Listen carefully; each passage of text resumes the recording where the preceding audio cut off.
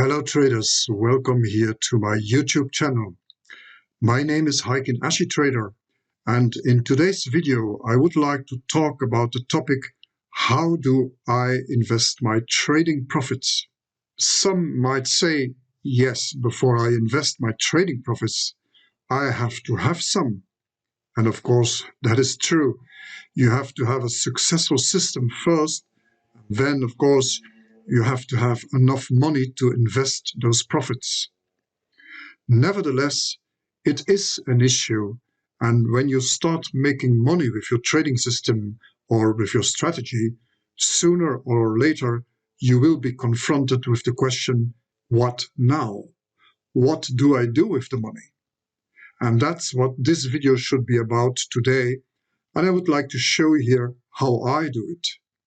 I'm not saying this is the system or this is how you should do it. That's not what this is about. But maybe my approach will help one or two traders maybe to get an idea of how to possibly do it.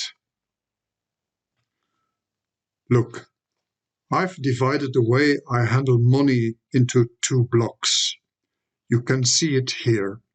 I call this my money cycle. There is an offensive part in the way I manage my money, and on the right here you see there is a defensive part. You see on the left is the offensive part. Of course, it's mainly about how to make money on the stock market. And as you might know, I do that mainly with scalping and trading. But there's also an important part that I haven't talked much about, and that is speculation. So I also speculate, and will tell you in a moment what kind of speculation it is. On the right is the defensive part of my money management. And there, of course, the first thing is how to keep the money. Because earning money or getting money through work or whatever, that's one thing. But keeping the money, that is sometimes not easy either. And by that, I don't just mean not spending it, but rather that it doesn't become less, nominally speaking, but also in purchasing power, of course. So in other words, how can I maintain the money, the capital that I have earned through my trading business? So how can I generate a cash flow with this money so that I get an income through it? This is part of my personal retirement plan. And yes, you see it, there it is, investments in dividend stocks. The best thing I have found so far as a passive income, so to speak, when capital is available, is indeed dividend shares. I know very well that many people have invested their money in real estate, and there's nothing wrong with that. That can be a very, very good investment, also to build wealth, no question. I just found for myself that it's not my way. Personally, I prefer that my money is invested in stocks and in liquid assets that I can sell with a few clicks of the mouse, so to speak. You can't do that as easily with real estate. That is one of the reasons. But there is also another reason. For example, I personally have an Airbnb that I own, and I can tell you just from the experience with that Airbnb and with the guests that I've had so far, and I've had good guests, but I've had others as well, that was actually enough for me and made me refrain from investing in real estate or having more Airbnbs or even permanent tenants. It was just too much stress for me, honestly. I'm not saying you can't have stress with stocks. Of course, when they go down, it can be stressful. But we'll see in a moment with my strategy on the stock market that it doesn't have to be that way. Maybe one more point regarding this money cycle here. Yes, you see it here, investing in dividend stocks. That is something that quite a few people do, and I would recommend it as well. And what I often see, a lot of people start on the right side of the money cycle. So they start investing in dividend stocks, and then they hope that this portfolio that they build up will grow over time so that they can, in 15, 20, 30 years' time, draw a nice income from this portfolio, or maybe an additional income as a retirement plan. There's nothing wrong with that, but it's just a very slow method. So I see a lot of people, and it's also often recommended by other people here on YouTube. But I see that people then do, for example, what is called frugal living. So they try to turn over every penny to invest as much money as possible in their dividend stocks. I know there's a whole movement about this frugal living so that you can live as fast as possible than just from the cash flow of the dividends. I wouldn't do it that way. So most of those people just start on the right side of the money cycle. They start saving $100 every month, for example, or $50 or $200, depending on how much is available for saving, and then slowly, very slowly, try to build up a dividend portfolio. Well, that's not my way. My way is to start here on the left side of the money cycle with the offensive part. How can I make money in a direct offensive way? And I mean really money, really cash. I do it with scalping and trading and speculating, and then what's left over, what I do not need for my living expenses, that I immediately invest in my dividend stocks. And I can tell you, that way the portfolio gets bigger much faster than if you try to save $100 every month from your salary, so to speak. Nothing against it. If you can do it, just do it. It's a very slow way to grow your wealth. Whereas in my eyes, if you go first to the left side of the money cycle, this is a much faster way to get to that financial independence, which is ultimately what we all want. And I'm going to show you that right now. Most of you will know me here because of my Scalping is Fun book. I've developed a scalping strategy that I do mainly on the DAX, the Dow Jones, and the Euro dollar. And that is actually how I make most of my money, and it's just fun. And if you're interested in this method, you can just take a look at the course. You just need to click here under in this video. There you will find a free workshop about this scalping strategy. But there's also a second source of income, and that is what I call strong trends, or investing in strong trends.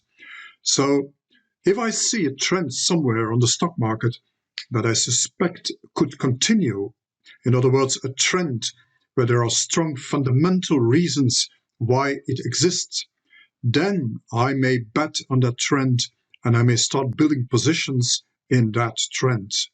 It can be a stock, but it can also be an index, or it could be a commodity, and it can also be a currency pair. And my experience, how I do that, I put in this book here. The book is called How Do You Turn $5,000 into $1 Million? The idea is actually to make a significant sum from a relatively small capital base. And it's possible. I have succeeded several times in the course of my trading life to actually make larger sums of money with trends from an initial investment of a few $1,000s. And how to do that, and for that I just use a scaling in, scaling out technique. In other words, as I start buying, and if my assessment is confirmed by the market, I buy more than I would go long, of course. If I go short, it's the other way around. If the market continues to fall, I sell more contracts And so it can happen that in a given market, I might be invested with 10, 15, sometimes 20 futures contracts. This is a risky method, and it's not for everyone.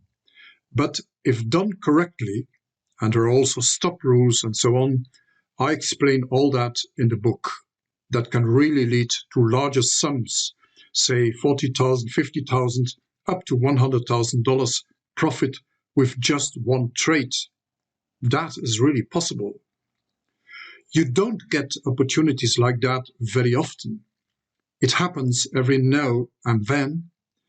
There are maybe some very, very good opportunities every year in certain markets. For example, during the financial crisis, I was fully long in the silver market, and I think I made something like $45,000 profit with this trade. Another such a trade was, for example, in the crypto market. I was also long in several cryptocurrencies. I started to buy at the end of 2020 and until the first quarter of 2021, and I made about 400% in total on that capital. And that was really very good profit as well. I made a little over 60,000 euros profit with this trade. So it's quite possible to make money in this way as well. This is pure speculation by betting on important trends and building up significant positions. And of course, it is clear that if you can put this money aside and reallocate it to your dividend portfolio, then this portfolio can grow much faster than if you just save $100 from your salary every month. And how do I do that? You see it. I even wrote another book about it. I wrote it during the first lockdown of 2020. This was a moment in our life where we all had a lot of time. So I said to myself, why not write a book about dividend stocks? So the book is called Stocks Are Fun, Become Financial Free with Dividends, or Achieving Financial Freedom with Dividends. That's a sort of a standard book on dividend investing. And it's a book that a lot of people don't have on their radar yet. And I would like to recommend it with this as well. I think it's a good book also for those who are interested in dividend stocks. First and foremost, how can you grow a dividend portfolio faster if you invest in dividend stocks?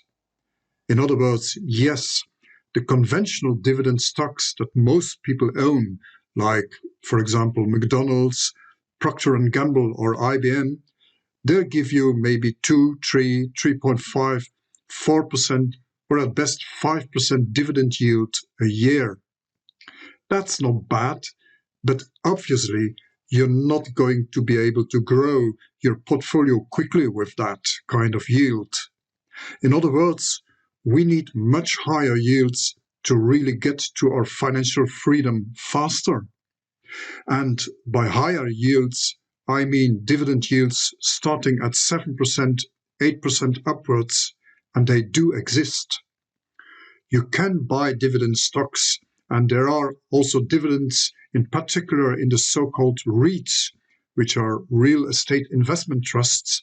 And the advantage of those trusts is that 90% of the income has to be distributed to the investors.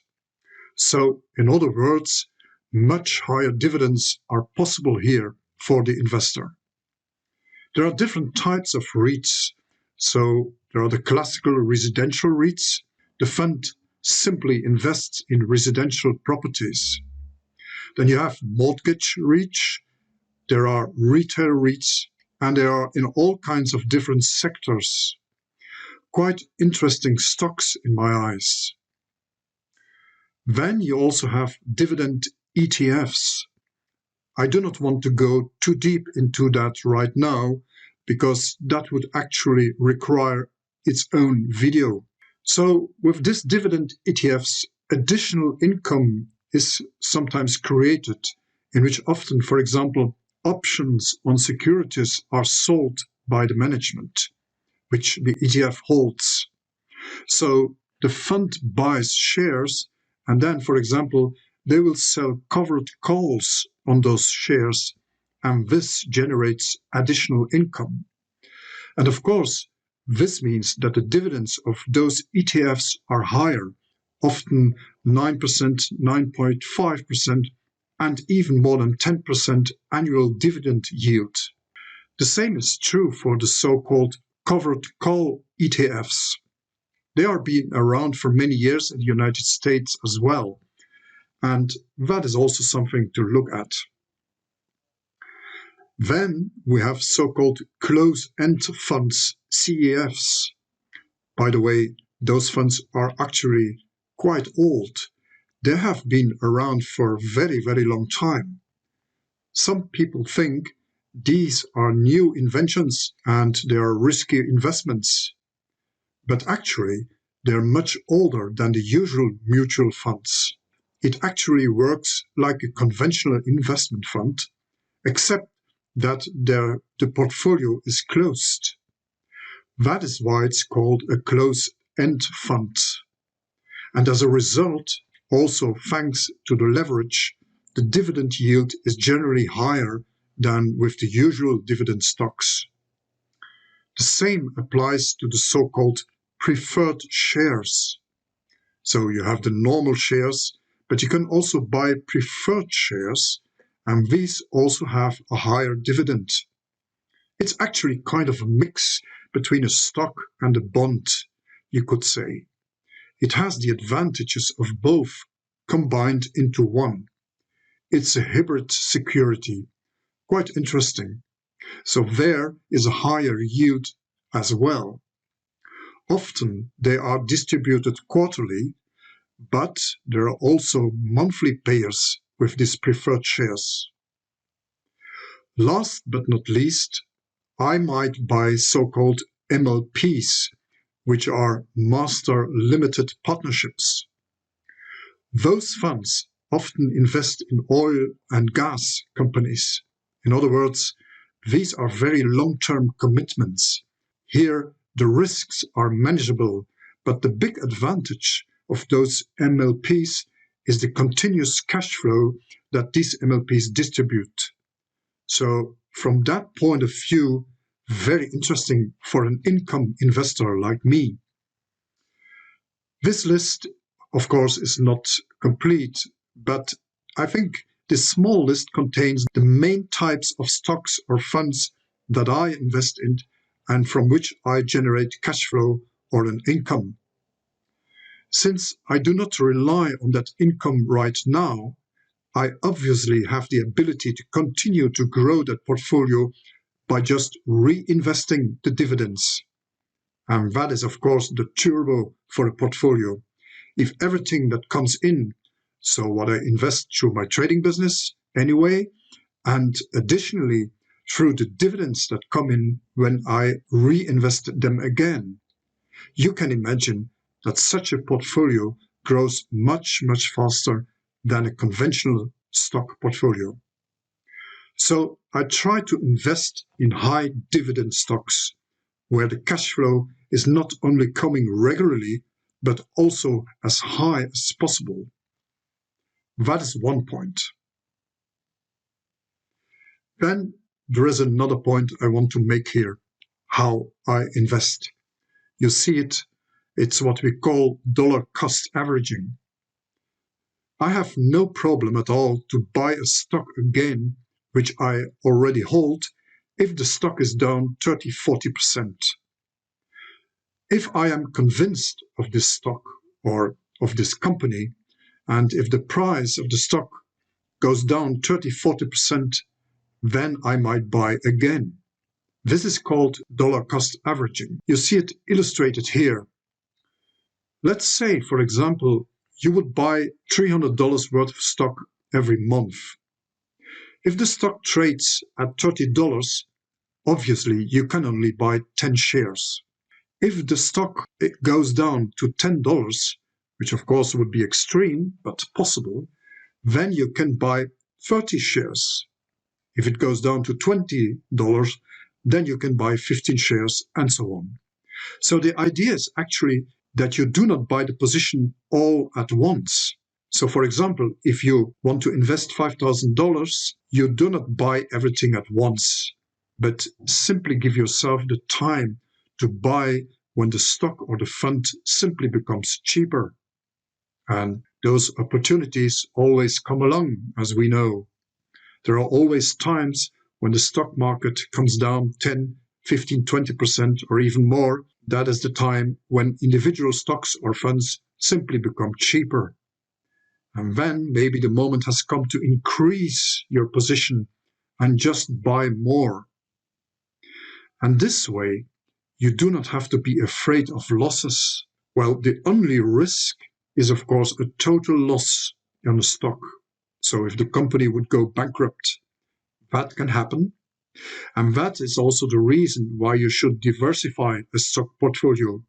So you should not put everything into one share, but hold 20, 30, even to 40 or 50 positions at the same time, especially if the capital becomes larger. That way, you might invest a maximum of 1, 2, or maybe 3% in one stock. In other words, if a total bankruptcy were to occur, then you might have a 2% loss. But that, in my view, is something you can get over. So from that point of view, I'm quite conservative and I'm completely independent of my timing, which I am not with my trading business, of course. Timing there is totally important. Here, in long-term income investing, timing is not that important. I don't care if I buy a stock today at 30 and in 2 months it's, let's say, at $20.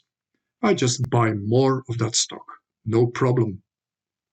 So that is the idea, that you try to get the entry price cheaper, so to speak. The cheaper the stock is or the fund, the more shares or units I can buy. So the higher my dividends will be after that.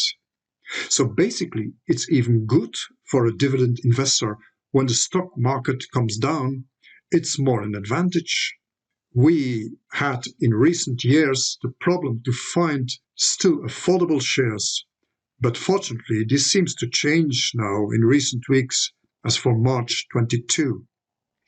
If the stock market should correct 20, 30%, and one day this moment will come, then that could look completely differently. Because at that moment, you can buy actually very good dividend stocks with clear discounts of 30, 40, and even 50%. That is why it makes sense to hold sometimes a portion of your capital in cash. That is what I do. I have a part, and even at this moment quite a large part, in cash, and I'm just waiting. That is also part of long-term investing. You do not necessarily have to be 100% invested all the time. So dollar cost averaging is part of the dividend strategy. But there is another important part of my strategy, and that is called monthly dividends. It's much more fun if I get money every month. I personally prefer that method. I actually usually almost always look for a monthly payer. They exist in stocks, they exist in funds, and they exist in MLPs and in REITs. So there are enough funds and stocks that pay dividends every month. And there's a lot of fun in that when you realize every month, aha, money has come in again from all kinds of sides. But now there is another important reason, not only this emotional reason, because that is, one could say, does it really make a difference whether you get your $2 in dividends quarterly or whether you get it neatly divided into 16 cents per month? The answer is that it does make a difference, and there are studies on this. So they found out that after 6 years, the difference between a monthly payer versus a quarterly payer, the monthly payer is already 50% ahead. You can see it in this graph here on the right side. But after 10 years, the difference is already 100% more payout. And you can see after 20 years, that is when the curve starts to rise exponentially. And that is the reason why I say that I'm mainly looking at monthly payers. If there is not a good monthly payer, and there is a quarterly payer, it's also okay for me. So every 3 months I get the dividend then. But if I can, I always prefer the monthly payer because of this mathematical fact that you see here on the right side. And there is maybe a third reason why I do this way and why I do not go for dividend growth, for example, which a lot of people do. Dividend growth is a strategy that's also good, but I would recommend it more to younger people. If someone has an investment horizon of 25, 30, or even 35 years, so very young people, if someone has such a working time ahead of them before they retire, then it might be interesting to rather choose this dividend growth strategy.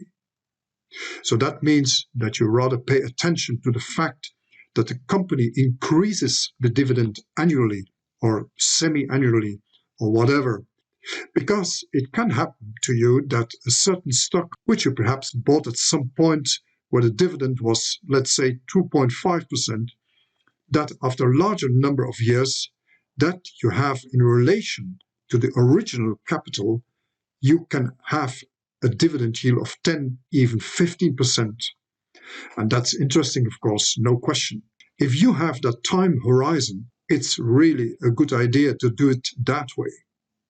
But for me, and I'm over 50 now, I actually want to be able to live off this portfolio pretty soon. I don't have to, because I have enough income from my trading business. I'm not dependent on it. But as an additional retirement income, so to speak, it's interesting for me, of course. And that's why I'm betting on high dividend stocks. So I am betting on direct cash flow. I want to have the money now and not in 25 years. So you have to make that distinction. There's a difference if you're 25 or if you're 55. And then there is another component to my dividend strategy. Yes, take profits now and then. You have to sell a stock every once in a while that has done well. So for me, stocks are not for eternity, as they call them sometimes. There can be several reasons why you can or maybe should sell even a dividend stock, even a good dividend stock, by the way. One reason could be, for example, if the stock has a multiple of the annual dividend in capital appreciation. If you have, for example, 10 years of dividend income in capital appreciation, so if the stock has 50, 60, 70% price gains, then perhaps the time has come to think about profit taking, or at least partial profit taking. Certainly if the stock has a 100% gain or more, then you might simply take the money off the table, or at least put a stop loss so that you can realize the gains. Another reason could be that the stock, for example, because of the profits and because of the reinvested dividends, takes a too large a share in your portfolio. This is, of course, a certain risk as well. And also here, as with my speculation strategy, I just choose not only the scaling in, so the dollar cost averaging strategy, but also the scaling out strategy. That means, for example, I could just take 50% of the money out and let the rest run. And this 50% I can reinvest in other stocks. For example, if a certain stock has come down 20%, then I can buy another position there. So that's my dividend income strategy in a nutshell. That's the defensive part of my money cycle. So actively, I'm trying to make money through trading in the short term, if possible. I have a trading business, and with that money, I kind of feed my retirement, my stock portfolio, which is more defensive in nature through dividend stocks. But I also actively manage those dividends. While I'm not day trading them, some stocks are in my portfolio for years, but I've given few reasons here why sometimes you should think about taking profits and why sometimes you should just sell a stock. So I hope you got something out of this video, and I would be interested in what you think about it. And if you feel like, you can, of course, share your comments here below this video.